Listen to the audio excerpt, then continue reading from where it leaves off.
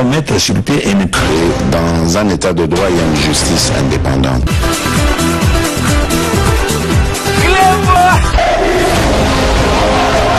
Ce n'est pas pour rien qu'il faut des conseils.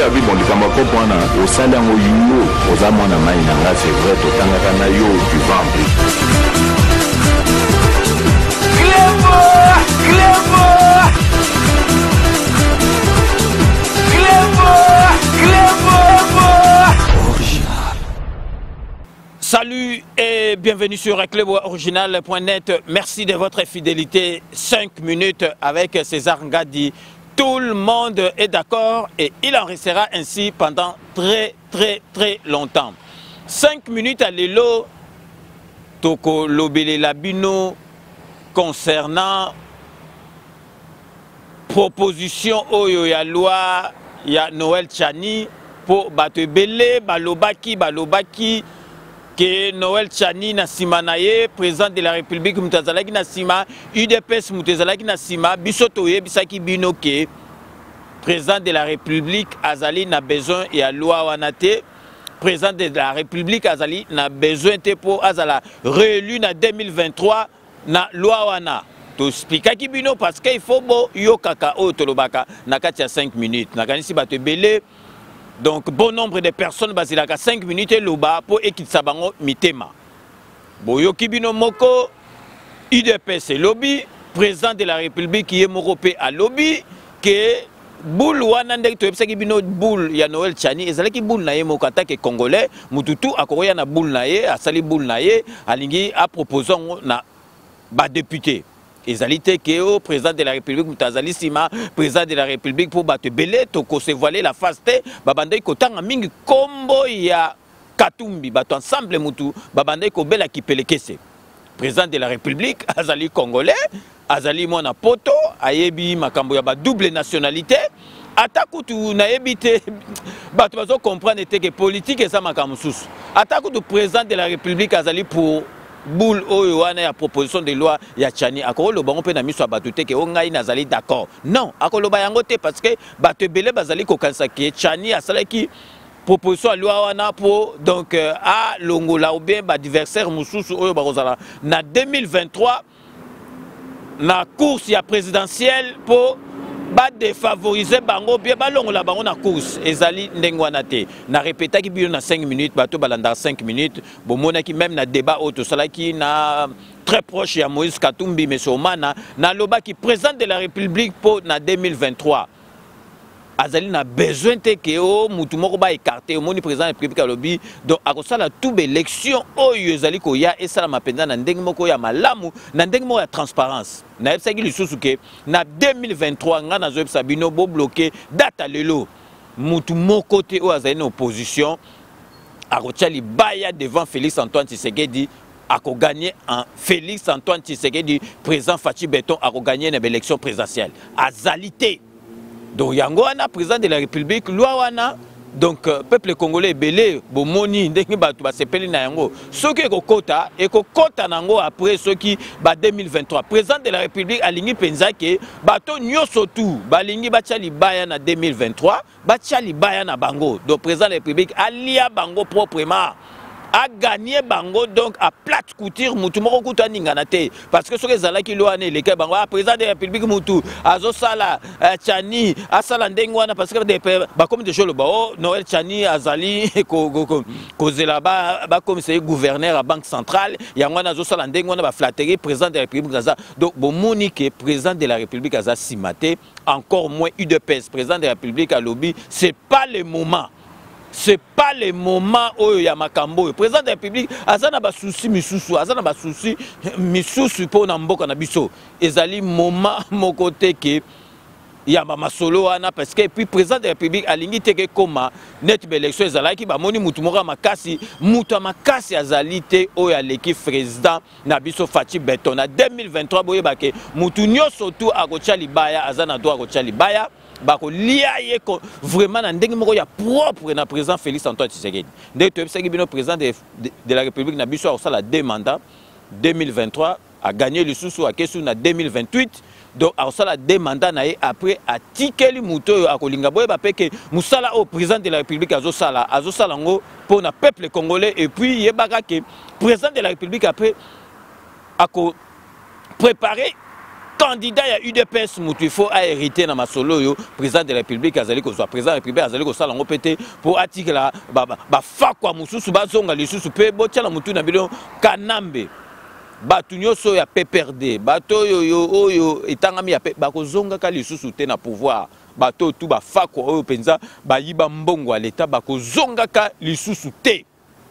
Donc avant de développer ma cambo to pesa bino exemple et belé donc parce que to yebisaki bino to betelaki bino c'était que en 2023 président de la République muto nyoso tout ako yali boso président de la République na masolo oyo ya présidentiel bako liaye parce que au moni makambo président zo sala azo bunda nanu à partir de la 4e année, la 5e année, le peuple congolais a pensé que résultat, il y avait fort au président de la République qui a changé en beaucoup. Donc, Congolais pensa à Robandolia, pensa à lier Tongo, à lier na Midi, à lier na Pokwa.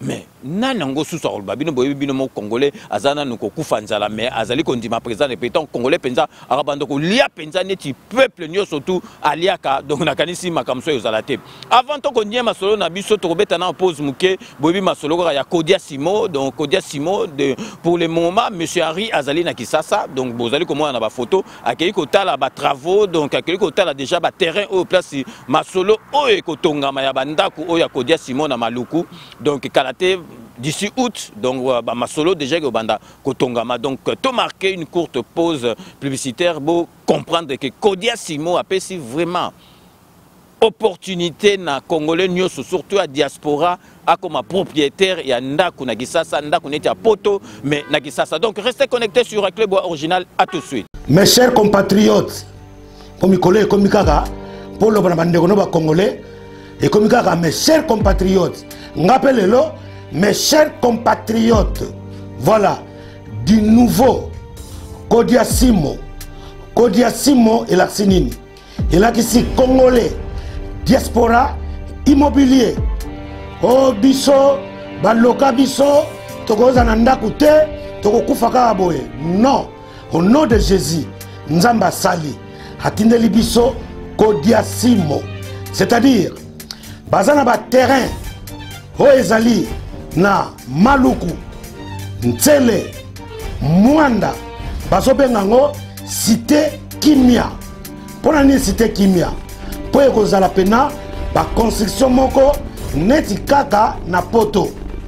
Mwana Congo, Mwana Bunia, Mwana Poto, partout aux Ali, benga na numéro Oyezana C. Kodia Simo, a pesi mutunyo so chance, avantage.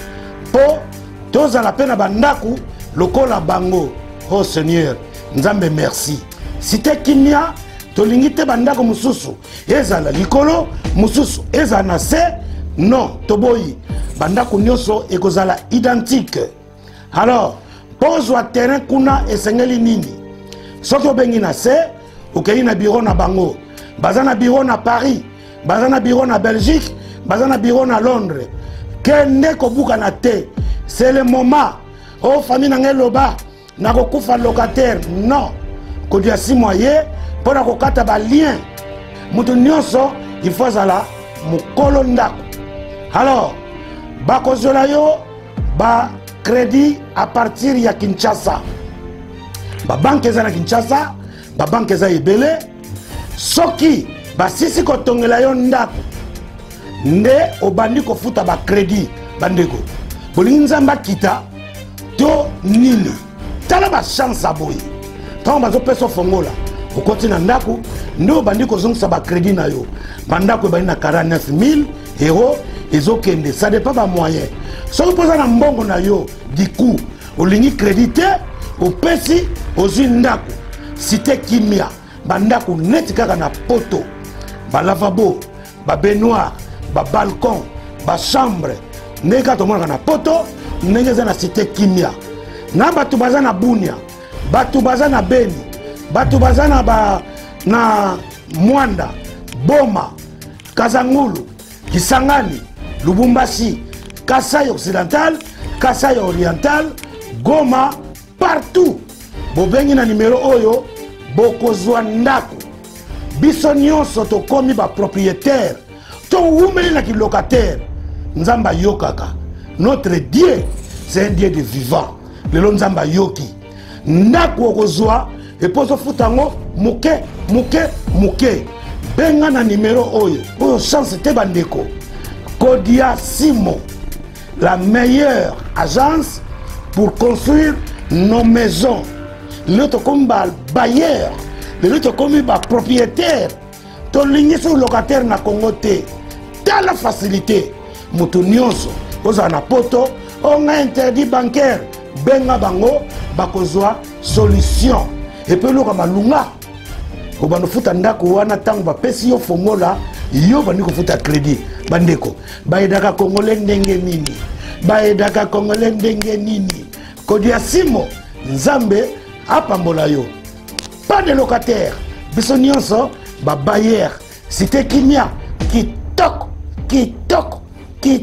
yo moto oza na mbongo ebele yo pe moto ozanga yo moto oza na papier moto oza sans papier yo oza interdit bancaire yo oza na poto esika ozali Kodia Simo apesi biso mabele na Kinkole Maluku na Ntsele Kinkole Maluku na Ntsele minimum 50 000 euros 2 chambres salon salle de bain na ba jardin olingo sombandako o nokole kimbo o masala kimbo o non Kodia Simo osome pa na bango bamba otongela yo Kodia Simo pour vos projets le terrain les maisons les parcelles chez Kodia Simo soyez branchés à tout à l'heure. Bon, lundi bino moko Kodia Simo a répété donc masolo o ezali ya terrain ya Maluku donc cité Kimia penza kuneza masolo Kimia donc cité Kimia na Maluku après au Kenesele après que na ba province donc na bino les 30 premiers masolo c'est silaki donc vraiment donc Kodia Simo et pesi masolo ndenge na bino bino ke mutunyo surtout awale msuna poto azana mbongo azana ba moyen akota na masolo ya crédit asomba ndako na eme ezali ko compliqué parce que moyen akota na masolo ya crédit ezate mais avec Kodia Simo bo bengi da ba numéro ezali awa donc mututu ako réaliser rêve na ye ako ma propriétaire ya ndako net ya poto mais na Kisasa tozongeli makambo na biso oyo to banda ko yebisa bino lelo bo comprendre que makambo to lobana 5 minutes ezali penza makambo solo bato babandoko loba donc Noël Chani na simana et président de la République mutao sala parce que azobanga soki Katumbi président de la République azobanga mutu moko te président de la République na 2023 ako betango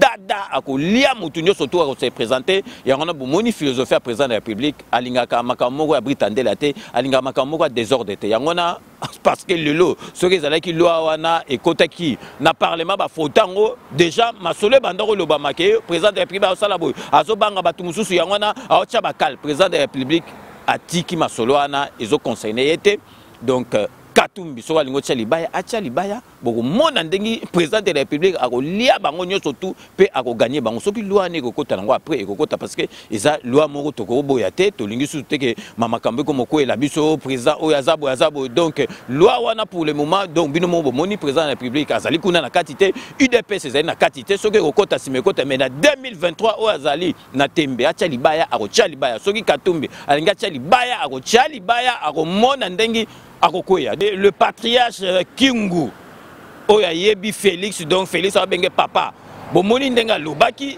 alobi donc Félix Antoine Tshisekedi akoki kozala jamais contre ba makambo oyo bozo lobaki o 50% soki nini to boité 50% ozali congolais mais donc boule oyo Chani Achaki alobi il faut à 100% mais Félix akoko zala contre masolo anate akoki kozala jamais que alobake loi wane leka donc non patriarche Kinga lobi yango bino moko to tiela bino extrait otoponaki boyoka oya lobi donc devant collègue na biso azo expliquer makambo ndenge ezali parce que ba souci mususu Félix Antoine Tshisekedi azali nango oyo wana kutu etali ete parce que pas na likambo wana te parce que baloba abimisi bopo azo gêner batu mususu azali na kobanga ya mutu moko te na 2023 Félix Antoine Tshisekedi ako gagner le sous élection a osala demande na epepele boka bino moko donc papa na biso patriarche Kyungu ndenga alobi concernant loi oyo ya proposition de loi ya monsieur Noël Chani. On est en train de finir l'émission. Mais où est-ce qu'on met les Covid? Où est-ce qu'on met les Covid?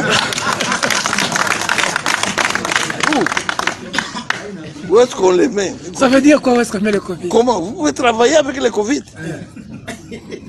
Quelqu'un prend le pouvoir quelque temps après Covid. Il travaille ou bien il s'occupe de Covid? Est-ce que c'est écrit dans les... Pour vous, 2023, il ne faut pas qu'il y ait élection? Non! Les effets qu'on mal fait? Moi, je n'ai rien dit. Tout ce que je peux dire est qu'on doit tenir compte de Covid. C'est tout. Tenir compte de Covid, ça veut dire... Ça n'a pas été prévu dans la loi électorale. Mais ailleurs aussi, il y a le Covid, mais les élections vont être organisées. Mais qui a dit le contraire? Qui a dit le contraire? Je n'ai pas dit le contraire, mais j'ai dit aussi qu'il faut tenir compte de l'aspect Covid. Alors, dernière question. Il faut intégrer dans la réflexion. Dernière question, on a fini l'émission. À Kinshasa, ça se dit que la loi électorale va être touchée, la constitution va être touchée, pour être candidat président aux prochaines élections, il faut être de père et de mère congolais. Mais on dit que c'est pour y mettre de côté un Katongé qui est Moïse Katumbi. Quelle est votre réaction par rapport à ça? Des supputations. C'est uniquement des supputations. Ça ne peut pas entrer dans notre raisonnement. S'il y a quelqu'un qui ne trouve pas d'inconvénient qu'un Congolais puisse avoir plusieurs nationalités, c'est Félix. Je l'engage. Posez-lui la question. Il ne trouve aucun inconvénient. Montrez-lui ça. C'est lui. Donc, il n'a pas le temps, lui, d'exclure les gens parce qu'il a peur de tel. C'est archi faux. C'est de la surenchère et on connaît les milieux où on a empêché quelque chose. Sherman, Moïse Katumbi Diapoué, d'entrer chez lui ici, à Mukambo, pardon, à Kasumbalesa. Voilà les gens qui voulaient l'exclure. Ça ne passe pas avec Félix. Lui, il ne demande pas mieux, parce que nous savons, il m'avait dit, mais Obama, qui était devenu président, est-ce qu'il est des pères et des mères américains? Alors, il ne faut pas chercher là. Mais, de bonnes relations avec Moïse Katumbi? Au Zénith. De bonnes relations avec Martin Fayulu? Non, c'est un rebelle. C'est un ami, un jeune frère, mais un petit rebelle. Bon, tu bino kolanda patriarche Kingu yebi Félix penta bado bomwana Félix bomoni penza donc abanga papa po yebi ye penza depuis bomwana bo kindenga lobi do peuple kono to tika bilobela to tika babilobela to yebsaki bino fo bolanda 5 minutes to yebsaki bino ke makambo yo donc Noël Chani azo saleza boule na ye attaque congolais nga pena ko zo boule moko bona moni ke boule wana mais Félix azali na tina te ya kotinda mutu bien pour na 2023 ba calé moto. Non non non, eza souci na été bino moko boito landa. Et puis Félix Antoine Tshisekedi président na biso azali na souci ya mieux être ya peuple congolais. Donc peuple congolais alia bien, à se soigner bien, peuple congolais avant da peuple oh ba makambo na mususu wana ezali na tina mon côté. Botala kaka président na biso, botala président na biso au bout il y a 2 ans président na biso a commis président ya Union africaine. Président de l'Union africaine, il faut être exemplaire parce que azo bundé là-bas, masolo mususu y Afrique qui ceux bazana ba problème bazo ya verrier. Donc président na biso yé moko akoko tchaba contre-temps na kati mboka na été ba mona ke non yé aza exemplaire te et qui ko sale maté. Botalaka président zo kende bo moni liste o tozali ko lakisa bino. Botalaka président na biso donc président de l'Union africaine a aucun de côté moko boye to ko lakisa bino bo mona liste bimi bazo lakisa les 10 pays le plus pauvre au monde. Dans le bien les 10 pays les plus pauvres au monde. Congo na biso za na kati toza soki 9e soki 8e. Est-ce que pays na biso netu Congo na biso ko za la penza parmi les 10 derniers les 10 pays oyo penza o bazana ntala le plus pauvre au monde. Est-ce que mboka na biso ba minerai toza na ngo mboka na biso nde toza est-ce que biso penza to ko figurer parmi les 10 pays le plus pauvre au monde. Ezalité bozomona ke avec président Félix Antoine Tshisekedi ndenga koti bomoni réserve na kati ya banque centrale ndenge mati parce que ba fakwa nyoso tout ba kangi bisika na bango botala kaka président na biso alingo zongsa mboka donc batala liste na le bilimino les 10 pays oyo le plus pauvre ya monde ya Afrique était le plus pauvre ya monde biso toza soki 8e ou bien 9e nazo tia na bino moko bolanda na bilili ndenge bazo expliquer penza ke mboka na biso Congo ezali l'un il y a un pays le plus riche au monde et figuré dans la liste il y a 10 pays le plus pauvre et à monde vraiment ezali makamoko ya kokamwa bino moko bolanda na bilili. Bonjour et bienvenue sur notre chaîne. La baisse de la pauvreté a été très inégale d'une région à l'autre. En 2015, plus de la moitié des pauvres de la planète vivaient en Afrique subsaharienne et c'est dans cette région et en Asie du Sud que se concentraient 85% des personnes pauvres. Les 15% restants, soit environ 106 millions de personnes, vivaient dans les 4 autres régions du monde. Dans toutes les régions à l'exception de l'Afrique subsaharienne, les taux moyens de pauvreté varient de 1,5 à 12,4%, environ 41% de la population d'Afrique subsaharienne vit en dessous du seuil international de pauvreté. Premier, Soudan du Sud. $236 de PIB par habitant. Le Soudan du Sud conserve la première place du classement des pays les plus pauvres de l'Afrique et de la planète, avec un PIB par tête de $236, moins 22,2% par rapport à 2018.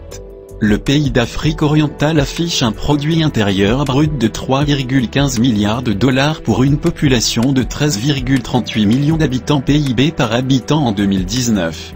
$223 PIB 2019. 3,15 milliards de dollars population 2019. 13,38 millions d'habitants. Deuxième, Burundi, $310 de PIB par habitant. Pays le plus pauvre du monde en 2015, le Burundi monte aujourd'hui sur la deuxième marche de ce triste podium, avec un produit intérieur brut par habitant de $310. Le pays d'Afrique de l'Est a désormais un PIB de 3,57 milliards de dollars pour une population de plus de 11 millions d'habitants. PIB par habitant en 2019. $310 PIB 2019. 3,57 milliards de dollars population 2019. 11,53 millions d'habitants. Troisième, Malawi, $367 de PIB par habitant. Le Malawi vient clore de tête des pays les plus pauvres du monde et d'Afrique, avec $367 de PIB par habitant en 2019. Le pays africain affiche cette année un PIB de 7,44 milliards de dollars pour une population de 20,29 millions d'habitants. D'après la Banque mondiale, 51,5% de la population malawide vivait sous le seuil de pauvreté en 2016. PIB par habitant en 2019. $367 PIB 2019. 7,44 milliards de dollars population 2019. 20,29 millions d'habitants. Quatrième, République centrafricaine, $441 de PIB par habitant. La République centrafricaine arrive cette année en 4e position du classement des pays produisant le moins de richesses par habitant au monde. Le pays d'Afrique centrale enregistre en 2019 un PIB de 2,29 milliards de dollars pour une population de plus de 5 millions d'habitants, soit $441 par tête. En 2008, 62% de la population centrafricaine vivait en dessous du seuil de pauvreté selon la Banque mondiale. PIB par habitant en 2019. $441 PIB 2019. 2,29 milliards de dollars population 2019. 5,18 millions d'habitants. Cinquième, Madagascar, $471 de PIB par habitant en 2019, Madagascar occupe le 5e rang du classement des pays qui produisent le moins de richesses par habitant, avec un PIB par habitant de $471. Le pays affiche cette année un produit intérieur brut de 12,73 milliards de dollars pour une population de 27,06 millions d'habitants. D'après la Banque mondiale, 70,7% des Malgaches vivaient sous le seuil de pauvreté en 2012. PIB par habitant en 2019. $471 PIB 2019. 12,73 milliards de dollars population 2019. 27,05 millions d'habitants. Sixième, Niger, $488 de PIB par habitant. Le Niger se classe 6e au palmarès des pays qui produisent le moins de richesses en 2019, avec un produit intérieur brut par habitant de $488, en hausse de plus de 2,2% par rapport à 2018. Le pays d'Afrique du Nord a cette année un PIB de 9,72 milliards de dollars pour 19,94 millions d'habitants.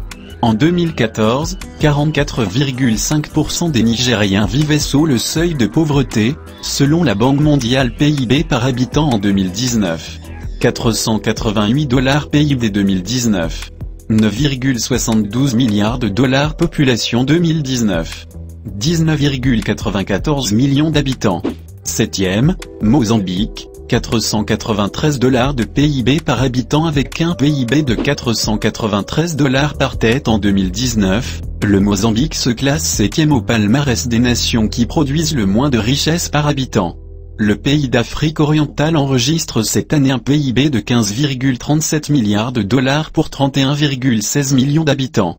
D'après la Banque mondiale, 46,1% des Mozambicains vivaient en dessous du seuil de pauvreté en 2014. PIB par habitant en 2019. 493 $ PIB 2019. 15,37 milliards de dollars. Population 2019. 31,16 millions d'habitants. 8e, République démocratique du Congo, 495 $ de PIB par habitant en 2019, le produit intérieur brut par Congolais s'élève à 495 $. Un chiffre en progression de 10,3% par rapport à 2018 et qui lui vaut la 8e place au classement des pays les plus pauvres de la planète. Il affiche désormais un PIB de 48,46 milliards de dollars pour 97,88 millions d'habitants.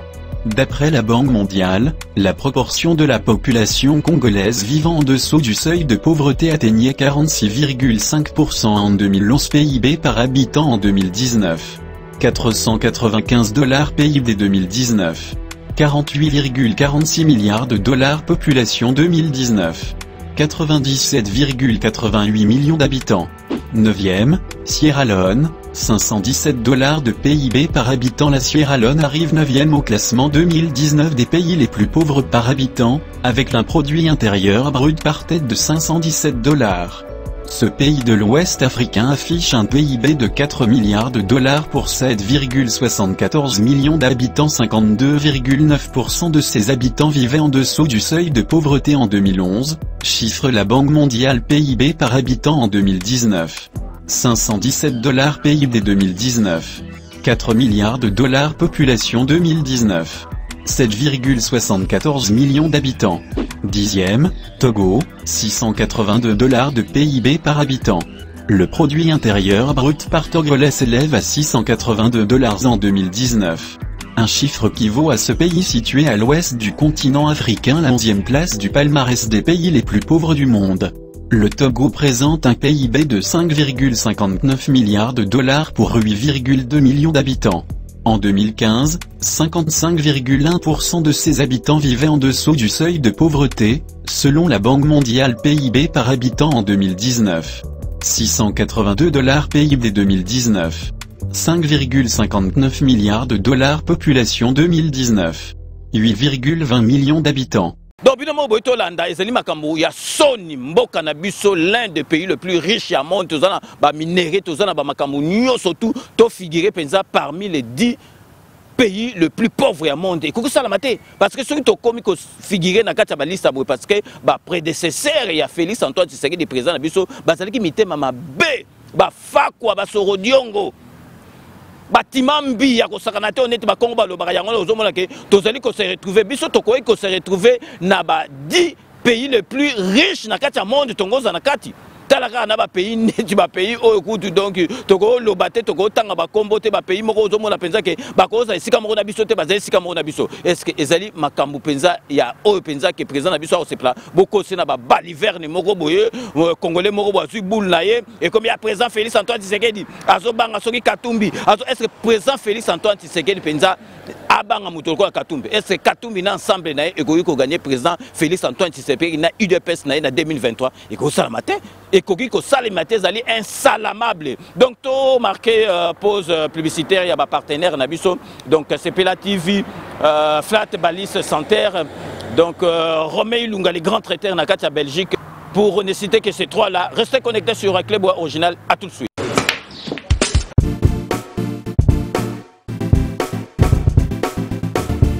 Noël Nakomi. Oh, vous commis déjà? Nakomi déjà. Vous en avez vos frères? Ah ouais, c'est bon. Ah, n'a pas soyé. Boyana Bali Center, 7e rue. Ah bon? Mais c'est. Bon frère, ce comme on a limité, autour de l'avenue. Avenue Tropique. Voilà, avenue Tropique. Tout ça, on a tous bêta billard quoi.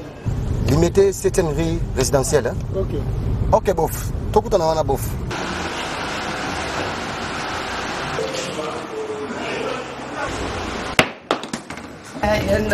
Oh, ma petite sœur, ça va?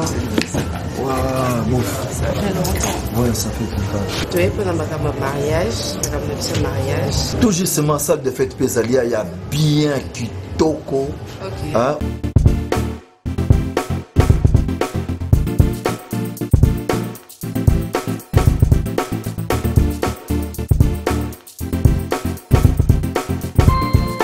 Balise Center, un cadre magnifique pour vos diverses manifestations et vos rendez-vous d'affaires. Un restaurant avec menu diversifié à votre convenance. Cuisine africaine, cuisine européenne, cuisine américaine et continentale.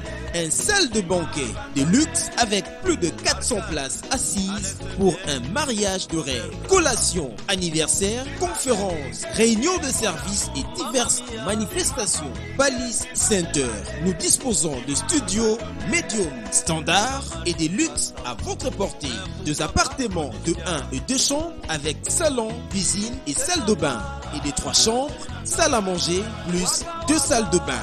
Balise Center avec terrasse intérieure et extérieure, VIP, rien que pour vous. Nous sommes sur 7e rue, place commerciale, sur l'avenue des Tropiques, numéro 83, référence clinique Bondéco dans la commune de Limete. Pour plus de contacts et réservations, plus 243 81 799 82 47 82 34 121 62. Vous pouvez aussi nous visiter sur www.balisecenter.com. Flat Hotel Balise Center, l'excellence dans la simplicité.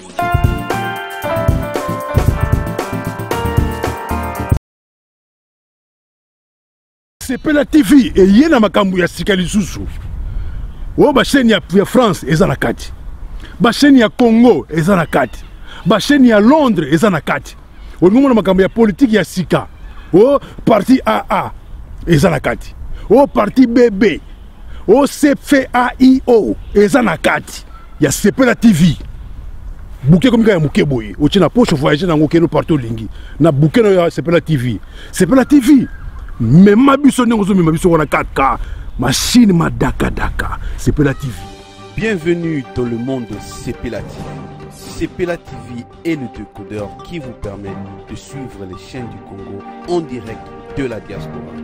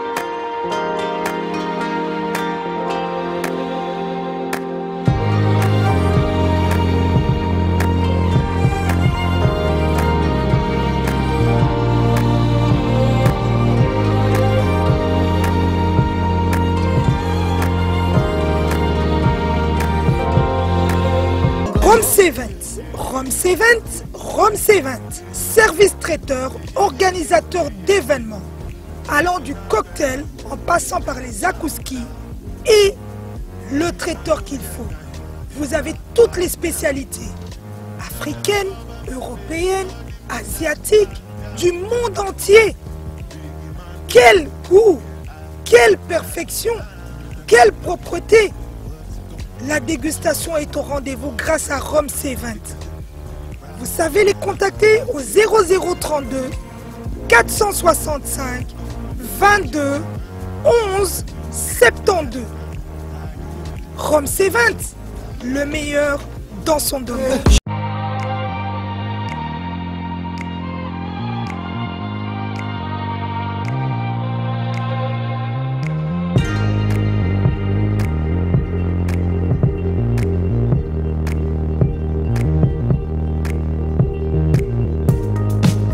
Restaurant Galaxy Mambo, aux spécialités franco-africaines. Menu spécial Mambo, situé au numéro 137, rue André Carman, 93 300 Aubervilliers. Contact et réservation au 07 53 28 89 07. Galaxy Mambo.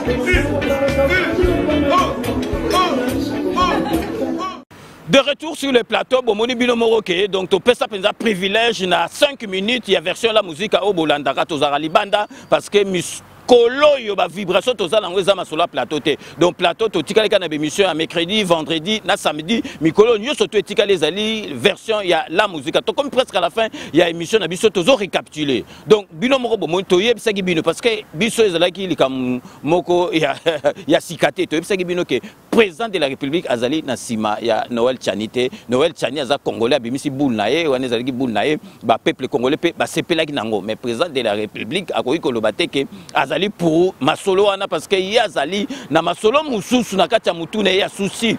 Il y a mieux-être, il y a peuple congolais, to bandolia bien, to zala na santé bien. Donc yango wana makam parce que na élection président Félix Antoine Tshisekedi arobanga mutute. Parce que ça sûr que Félix Antoine Tshisekedi en 2023 a lia mutunyo surtout a se présenter dans l'élection présidentielle. Yangona azobangate. Yangona a kokaki pe ko kendete ka lobao non nazali pour proposition loi na engoki ko kende bien te batu déjà babando ko mona neti ke yem tazotinda soki donc Noël Tchani talaka Kongola comme polémique. Makamunyo surtout polémique. Et la éruption volcanique et salamikuna polémique. Donc makamunyo souba comme kaka kokosa Félix Antoine Tshisekedi. Bomoni ndengi yomoko kiunga lobaki bomoni bato IDPS ba lobby. Donc lo ke selebiso sou mawa bomona ke balaki si les 10 pays le plus pauvre na kati ya monde biso toza na kati. Est-ce que mboka na biso penza tokoki koza na kati. Donc totika ko zala distrait na makambo ya bato oyo bazo faire ko distraire biso bana mboka to zala vraiment focaliser na makambo etali mboka na biso tozwa gouvernement asika to mona to benda parlement to benda sénat gouvernement sana mais asika to zala focaliser na makambo totala mboka na biso ndenge okene makambo pamba wana ezali na tina te puis boyeba ke président Félix Antoine Tshisekedi azali na ko banga na mutu moko te na 2023 parce que yango na lingi ba élection et les kamala mutu nyoso tout a se présenter ayebara ke akopola.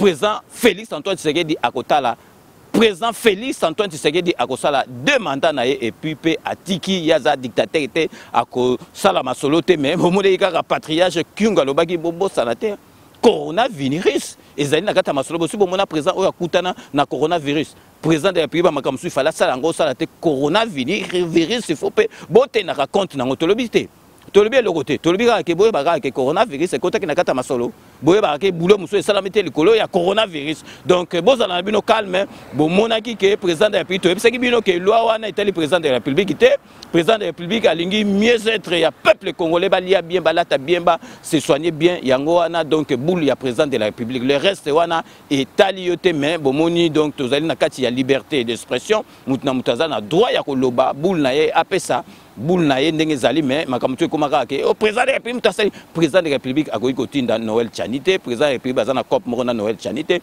président de la République azali kobanga eloko moko te po na ba élection oyo koya na 2023 to komi na suka ya émission na biso ndenge na bisaka bino kaka ke je vous laisse le soin d'en tirer vos conclusions et de me faire parvenir vos commentaires comme d'ailleurs vous en avez l'habitude de faire donc so to komi na suka ya émission na biso. Donc avant tout côté na ba dédicace na ba remerciement na bato balandara biso tozali ko banda vraiment pour na ko souhaiter bon et joyeux anniversaire na papi ololo na Montreuil o azali vraiment molandi monene ya 5 minutes avec César Ngadi donc pour anniversaire na ena tenaki vraiment na pesa yango en direct il y a 5 minutes parce que yé alupaka 5 minutes était donc papi ololo bon et joyeux anniversaire na yo vraiment donc to saigner na Nzambe abatela yo wumela donc merci à trop na paix na surtout au Salaka pour 5 minutes avec César Ngadi, Papi Ololo, une fois de plus, bon et joyeux anniversaire.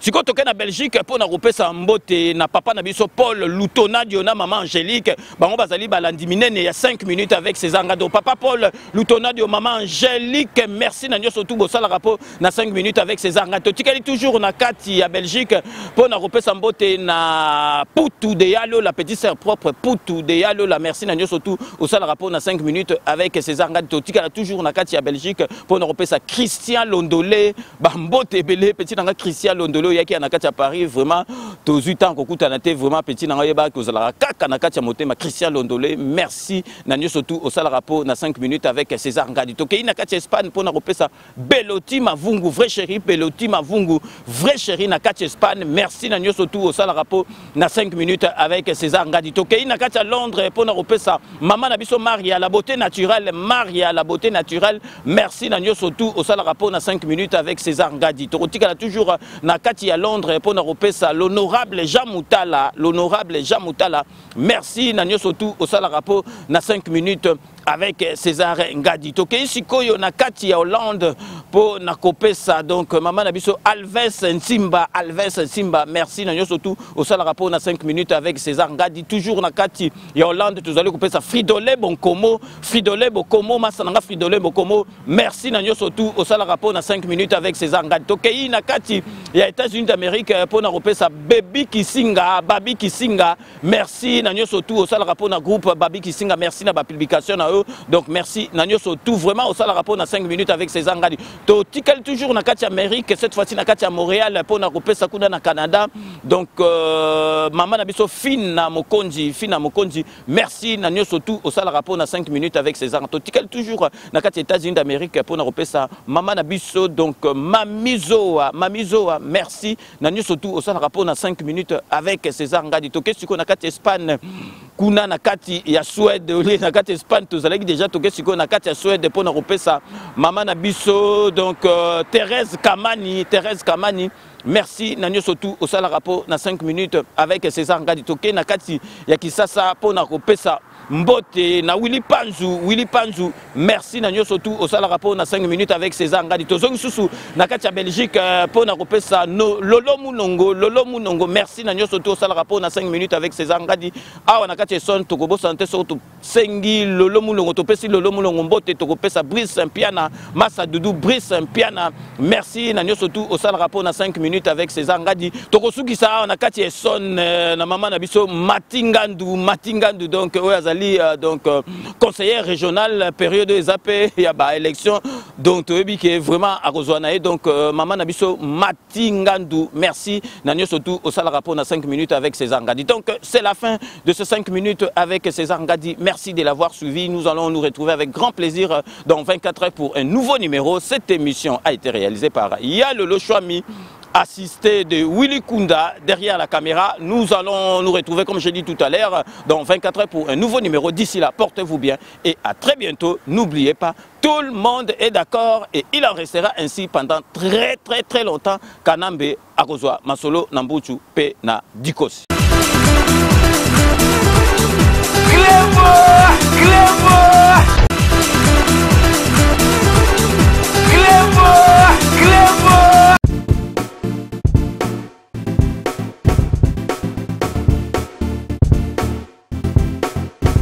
On doit mettre sur pied et dans un état de droit, il y a une justice indépendante.